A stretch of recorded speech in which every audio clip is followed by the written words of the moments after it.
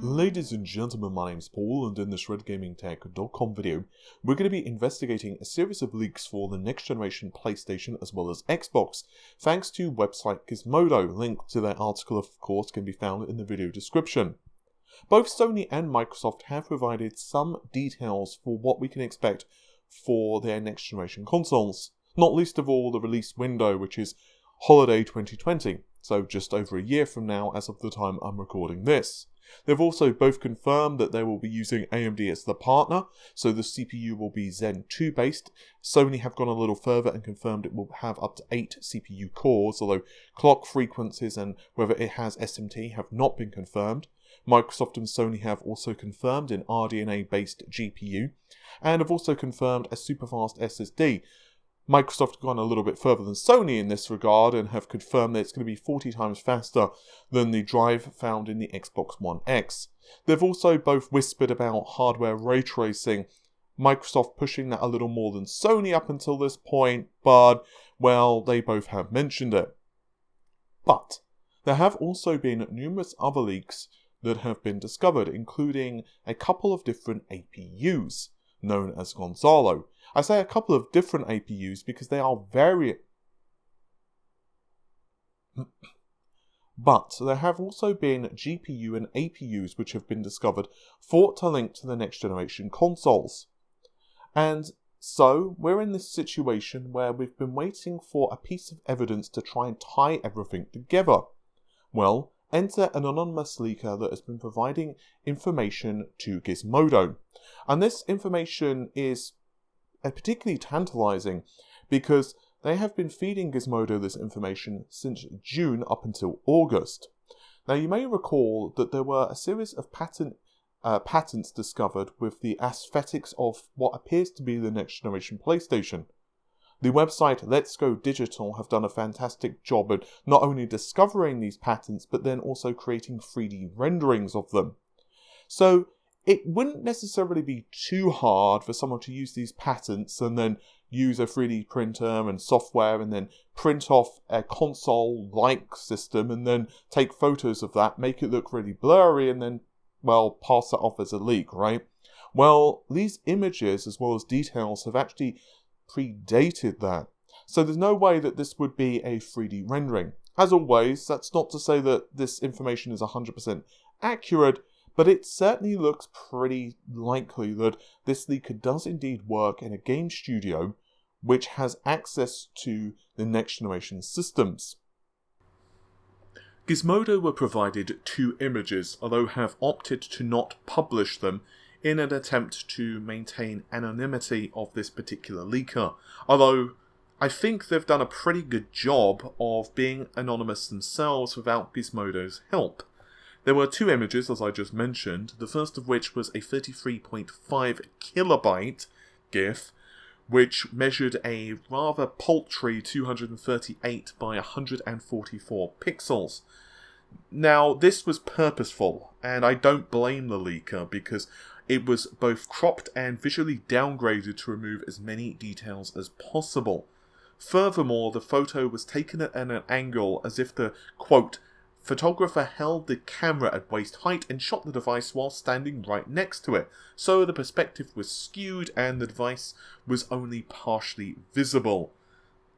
I think that was really smart if you were going to try and leak an image of a device that you can get fired for, mentioning.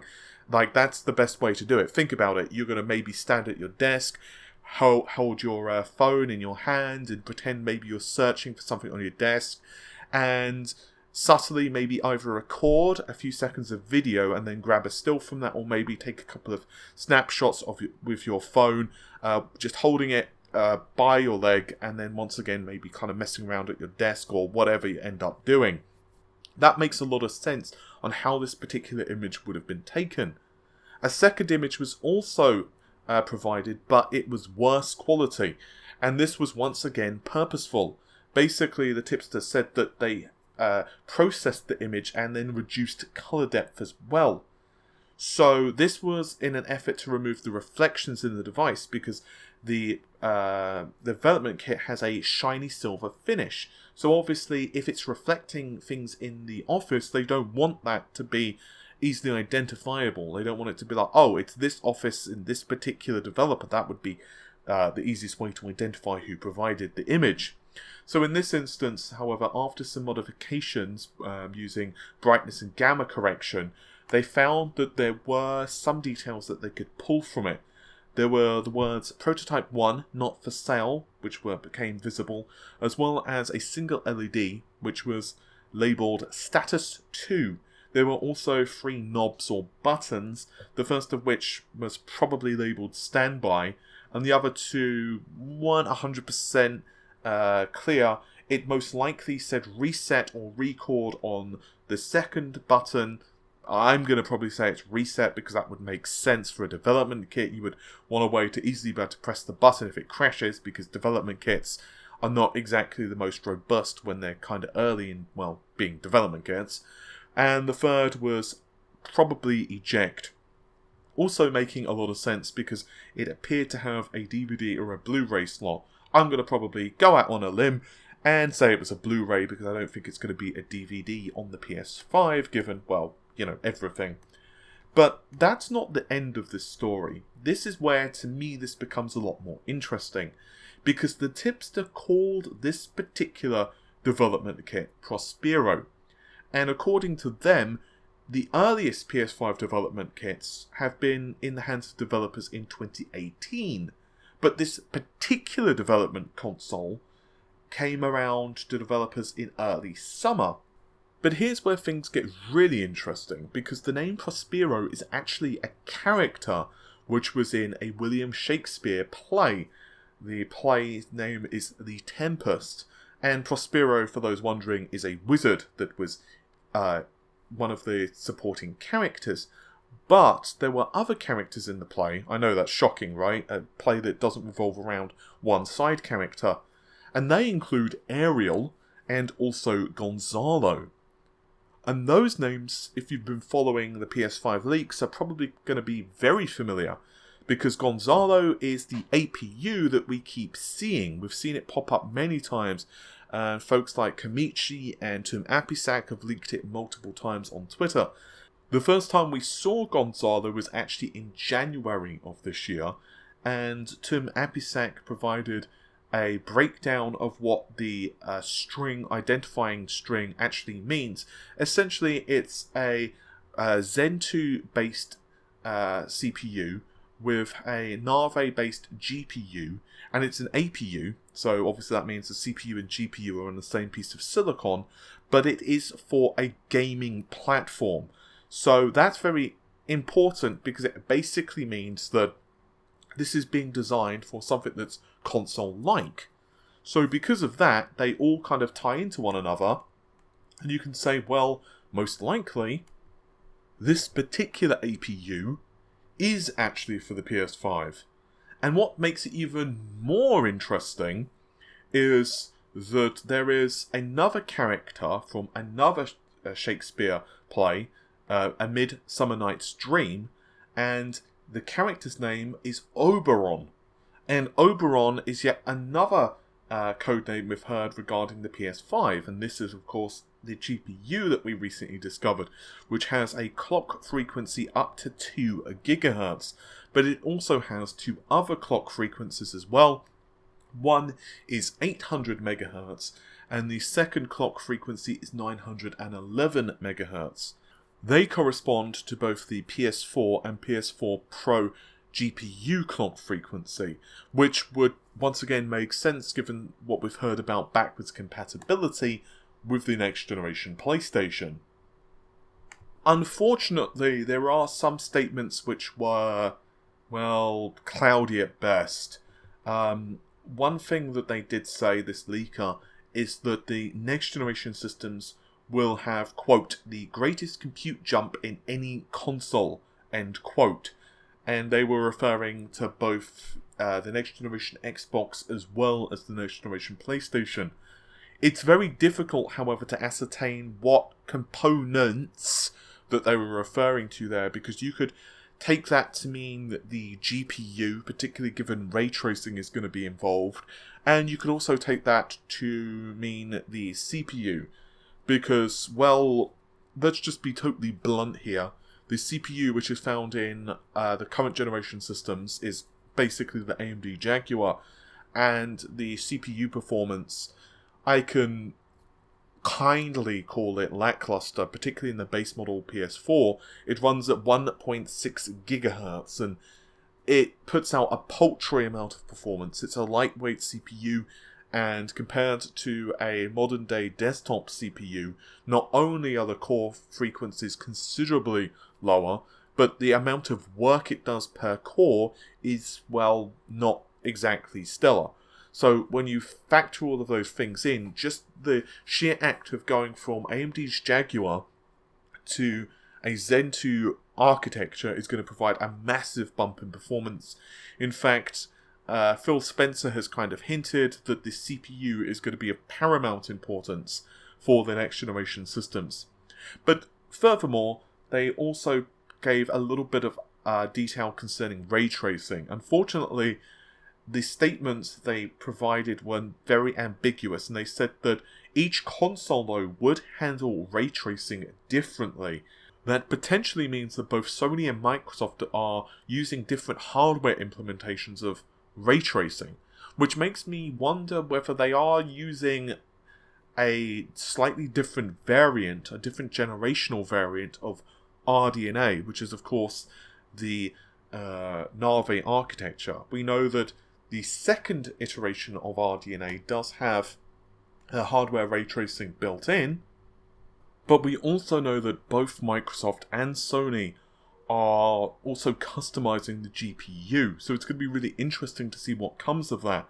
Furthermore, the tipster said that the AMD Navi 5 is going to be late, which also potentially means that we're not going to see the next generation GPUs for the PC launch until later next year than what we originally anticipated.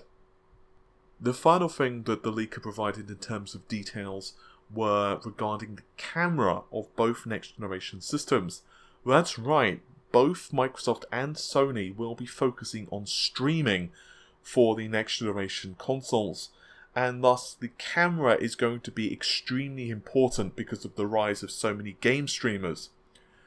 Microsoft's camera is so far more advanced and is capable of 4K resolution with only a 2-frame latency between what's recorded and then what actually gets sent to the stream.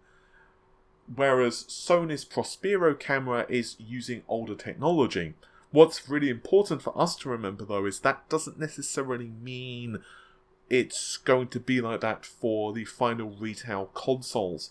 Because at the end of the day, this stuff can certainly change. These systems do not launch for just over a year, which is still quite a long time, and does allow Sony quite a lot of leeway in terms of changing the hardware. So there you have it then. There is definitely a lot more information we have now tying what we previously knew together, as well as a few fascinating glimpses of what the differences between the two systems could potentially be.